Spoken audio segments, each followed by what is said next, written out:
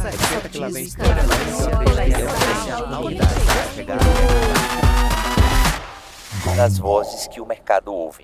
Olá, eu sou Eri Carneiro, fundador da agência Gombo, a casa das vozes que o mercado ouve, e estamos falando diretamente do HSM+, em uma edição comemorativa de 25 anos.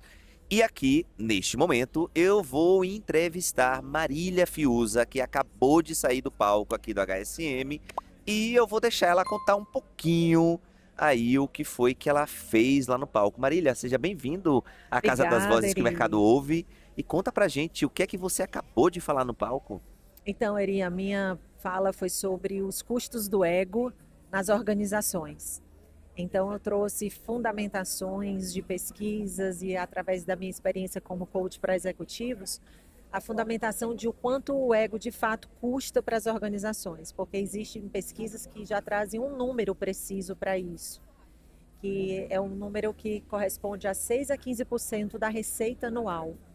Então, imagina, Eri, que para uma empresa que fatura R$ 1 bilhão, a gente tem uma possibilidade de reduzir custos em 60 milhões por conta de custos causados pelo ego. Então, eu falei sobre esses custos e falei sobre o que fazer para combater. Olha, quando chegou aqui o briefing, eu fiz assim, gente, que doideira a gente pensar que o ego pode impactar a receita, né, das empresas. Sim, E aí, quando a gente pensa assim, né, tirando essa parte financeira, que a gente já tem um número, mas além desse, já existe outro tipo de custo que a gente, ou outra forma de impacto que isso faz nas empresas quando a gente sim, pensa Eri. no ego? Excelente pergunta, porque para levar até esse número, a gente tem que investigar quais comportamentos levam a esse número. E os comportamentos, eles são consequência também de pensamentos. Pensamentos que nós temos sobre nós mesmos e sobre os outros. Então, por exemplo, uma pessoa Eri, que tem um pensamento de superioridade, de ser mais ou melhor do que os outros, ou um pensamento de que as coisas só vão funcionar se eu fizer, ela tende a um comportamento de centralização, por exemplo, um microgerenciamento. E aí a centralização impede um desenvolvimento de um time. A empresa ela fica dependente de alguns poucos players. E isso gera custo para as organizações, porque impede o desenvolvimento grupal, de coletividade, né? Então, para estudar o número, a gente precisa estudar a qualidade, o comportamento, né? E aí aqui você me diz o quanto que você quer que eu diga de exemplos. Vai falando aí que a gente vai anotando aqui. Excelente. Então, assim, o ego inflado é o ego que é mais provável da gente enxergar como um comportamento disfuncional, porque a gente já sabe que é aquele que tem um comportamento mais arrogante, que tem uma atitude mais de vanglória, de se achar mais importante do que os outros. Mas existe ali um outro mundo de ego disfuncional que a gente não pensa muito sobre, que é o ego fragilizado, excessivamente fragilizado, mas que também é tomado de vaidade. Porque mesmo com o ego fragilizado, aquela pessoa, ela tem um centramento de energia em si. Ela tem uma preocupação excessiva com a própria imagem. Então, por exemplo, um comportamento disfuncional seria uma busca de aceitação. E para buscar aceitação, para ser o legal, o agradável, eu não dou feedback assertivo, eu não enfrento uma conversa difícil, eu não me posiciono de forma firme para eu não ser desagradável. E isso, muitas vezes, a empresa precisa de um comportamento mais assertivo, mas o líder não faz por um excesso de preocupação com a própria imagem. Então, ego disfuncional pode acontecer com ego fragilizado ou ego inflado. São os dois extremos. Nas duas extremidades, há vaidade.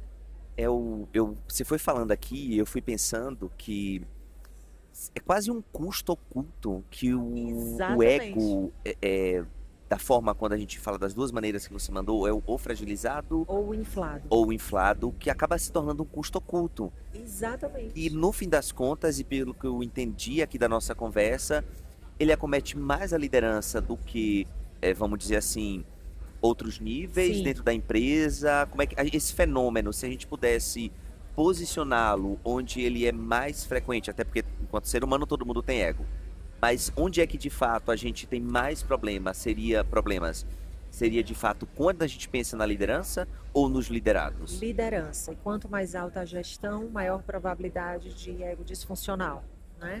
Então, assim, o que que acontece? Quando a pessoa vai se elevando, né, no cargo, muitas vezes ela vai distorcendo algumas percepções que ela tem de si, atribuindo muito valor a si própria pelo cargo que está ocupando. E muitas vezes vai se desumanizando, vai se distanciando do que é essencial da liderança, que é a humanização. E a liderança, ela custa caro, o ego, desculpa, na liderança custa caro, porque é esse líder que admite, que demite, é por causa desse líder que as pessoas pedem demissão. Então, por exemplo, tem uma pesquisa da Deloitte que diz que comportamento de liderança egocêntrica aumenta drasticamente rotatividade e questões trabalhistas. Então, isso é um custo, é algo que gera um custo concreto, ou impacto na motivação, impacto na saúde mental. Eu não falei sobre isso, né? Que você fez uma pergunta anterior de que outro dano o ego causa. Saúde mental causa muita liderança tóxica, né? Às vezes liderança abusiva. Então isso gera muitas vezes resultados a curto prazo, mas não resultados a longo prazo, porque Sim. o time adoece. Sim. Olha, eu sempre reflito muito quando chega essas pautas que vão falar sobre liderança. A gente já teve algumas discussões aqui no sentido positivo, quando a gente fala de liderança. E eu acho que, eu tô com uma percepção de que a gente tem falado muito sobre saúde mental. Eu acho que é um tema, principalmente que depois da pandemia, ele tem Ficou mais relevante. ficou mais relevante, e não só porque também a gente é líder global em adoecimento. Sim. Então, como é que a gente pode juntar essas duas pontas, onde a gente tem, no sentido positivo, né? No caso que eu entendo que o ego precisa, essa liderança precisa, não sei se tratamento seja o termo adequado, mas de um cuidado para que ela possa se desenvolver e possa ser uma liderança melhor, para que no fim das contas, ela, na ponta, esse impacto seja sentido. Tem um roteirinho, um mapa da mina que a gente pode, como é para a gente juntar essas duas coisas aí, encontrar no meio do caminho? Excelente pergunta. Eu fiz uma pesquisa, Eri, para esse evento. Em especial, eu entrevistei 50 executivos É clientes. muita gente. Fiz uma pesquisa bem própria para essa palestra. E eu fiz a seguinte pergunta: o que fazer na prática para combater o ego nas organizações? Então, as 3 respostas mais citadas foram: primeiro, invista em autoconhecimento. Continua sendo em alta esse incentivo no autoconhecimento. E aí você me perguntou qual é a palavra mais adequada? É tratamento, desenvolvimento? Depende da abordagem. Se você vai tratar na terapia, você vai para um tratamento. Se é coaching, é um desenvolvimento. Mas são experiências diversas que existem de possibilidade para o indivíduo ter uma maior consciência de si e aproximar mais essa percepção de si a uma verdade mais próxima da realidade. Né? Então, é a primeira resposta. Segundo, conversas individuais, Eri. Feedbacks, que hoje em dia está se falando mais em conversas one-on-one, porque essas experiências ainda é uma das experiências mais humanizadas no mundo corporativo. É você ter uma agenda onde priorize conversas individuais com seus liderados diretos. É uma forma de tratar o seu próprio ego e desenvolver também um ego mais equilibrado do seu liderado. Porque nessas conversas se dá oportunidade para conversar assuntos que extrapolam a operação, a estratégia, as metas, indicadores. É para falar de comportamento, para falar de emoção, para falar de medos, de desejos, de objetivos. Então, a experiência humanizada é um excelente antídoto para o ego, né? O ego, seja inflado ou fragilizado. E a terceira e última é a liderança colaborativa. Ou seja, apostar mais na força da colaboração do que da competição. Infelizmente, a gente, como Harari falou ontem, a gente está numa crise de confiança entre nós, entre seres humanos, e apostar na colaboração ainda é o que nos diferencia dos animais, é a gente colaborar uns com os outros.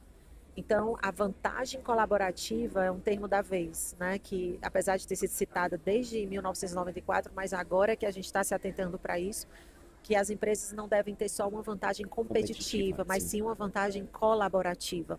Qual qual é a tua vantagem colaborativa, né? O que você tem feito para se diferenciar em termos de colaboração? Então, é uma reflexão que fica. E aí, essa força da colaboração nos puxa para uma outra pergunta. Em que sistema você quer viver? No ecossistema ou no egossistema? Porque se você vive no ecossistema, você vive a força da colaboração. Mas se você vive no egossistema, você ainda está sendo movido pela competição. Olha, eu vou te falar que assim, uma aula, uma masterclass que a gente está tendo aqui. Obrigada. E, meu bem, assim, ó, eu quero te agradecer muito pela tua disponibilidade de tempo, mas antes da gente encerrar, eu tenho uma pergunta que toda pessoa convidada aqui tem que responder. Certo. Para você, o que é ser uma voz que o mercado ouve? Para ser uma voz que o mercado ouve, é preciso uma voz que tem coragem para ser autêntico. Perfeito. Coragem para se revelar com forças e fraquezas, pequenez e grandeza ao mesmo tempo.